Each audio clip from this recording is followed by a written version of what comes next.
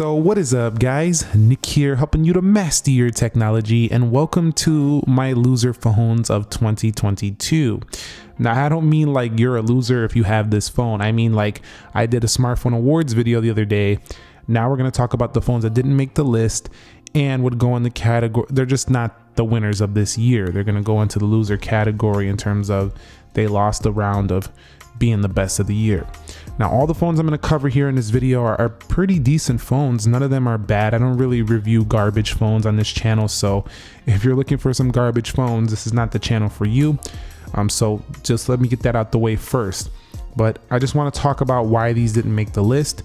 And again, none of them are horrible phones, but they're just not good enough to, they're just not the best recommendation when there's other options available. I'm going to talk about the Galaxy A53 right here. So when I first seen this phone, I was very impressed. I thought it was going to be amazing, and I'm okay with a lot of Samsung's decisions here. The looks are nice. The plastic back is okay.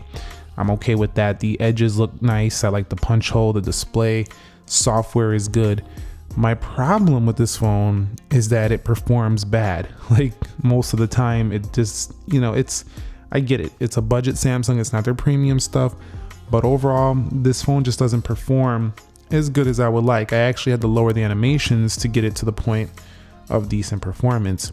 Now, just regular using it, it's okay day to day, but when you start actually multitasking using some of Samsung's cool features that they do include with the One UI, I just run into too many stutters and hiccups. So simply all Samsung has to do is slightly increase the performance on the next A series model here, the A50 line, and we're gonna have an absolute boss winner next year. But this year, I think they dropped the ball a little bit on the performance there. Very disappointed with the stuttering and stuff like that I experienced with the Galaxy A53.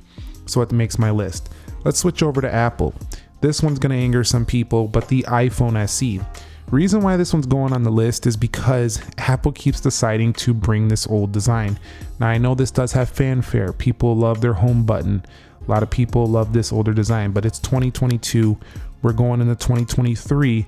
Look at the competition. The A series makes this thing look archaic, as does the Google Pixel 6a. So Apple really needs to upgrade the design, the feel of their budget iPhone SE. It just feels much too old at this point. Performance is rock solid, probably the best camera you can get in this price range, but it doesn't make the winner list because even though it's probably the fastest, best value phone on the market when it comes to speed, software updates, reliability, the problem is I don't want to use a phone that feels like it's from 2016. I'm just not a fan of that.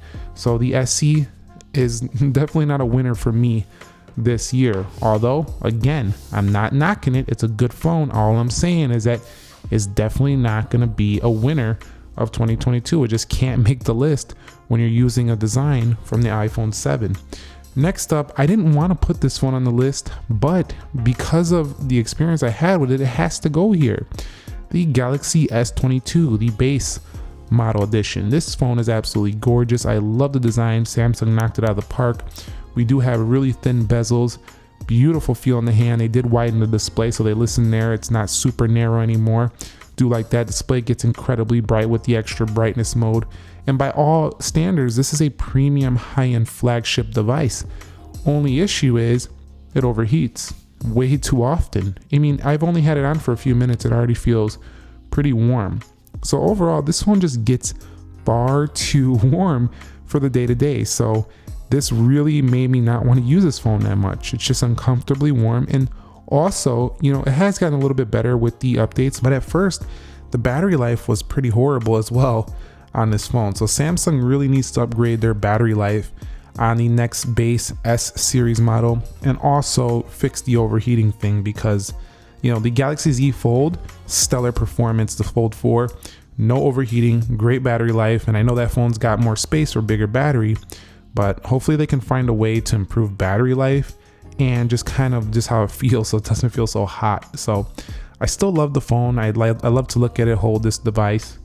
But honestly, using this day to day, I just think there's better options and it could not make the winners list or my smartphone awards video for 2022. So I'll still cover this in the future with some updates and stuff like that. But S22, I do believe you have better options at that price point for sure in terms of just kind of how it, feels to perform and battery life and stuff like that. There's going to be better options than that out there. Honestly, I probably would take the Pixel 6 over that one just because of those heat issues. Now the next one that's going on the list, and some of you probably expected this, but the iPhone 14 Plus. Again, nothing wrong with performance here besides no ProMotion display. The phone has some of the best chip out there, Apple A15 Bionic chipset, 6 gigabytes of RAM, a really big display, premium design, but it's the price. This phone is pushing the Pro territory. It really turns off a lot of customers. Nobody wants to pay $1,000 with taxes for a phone when they can get the triple camera, the Pro design, and the latest one. This one looks like last year's iPhone 13, just bigger. So Apple either needs to come down on the price point or do something a little bit more to make this phone more entertaining for the buyer. I could even see them bringing a dynamic island to the next one. That might pull people in a little bit more, but at this price point, it's a really tough sell, especially when you knock off some brightness. This doesn't even hit 1000 nits. This doesn't hit the 120 hertz. People can just go buy a 13 Pro Max or a 12 Pro Max and get essentially the same thing for cheaper. So, yes, it does have an amazing action camera on board. I am happy with that, to report that, but I gotta say overall, this phone, based on the comments I've been reading and based on what I've been talking about with other people, it's just not super exciting. So it's not a winner here in 2022. And that's funny because if you look at my prior years, or you look at the prior years of smartphone technology, the 14 Plus, even the S22, all these phones would have been stellar, top tier level devices. But when the market has advanced to where it is today, you got to do a little bit more these days. And that's pretty much my list there. I will want to make an honorable mention of the regular 14, and this one probably a little bit more popular than the 14 Plus, just because people are getting it at a similar price as a 13. I'm just going to grab the 14. However, because again, this is so similar to the 13, it's just not super exciting. This phone could not make my top awards list of this year.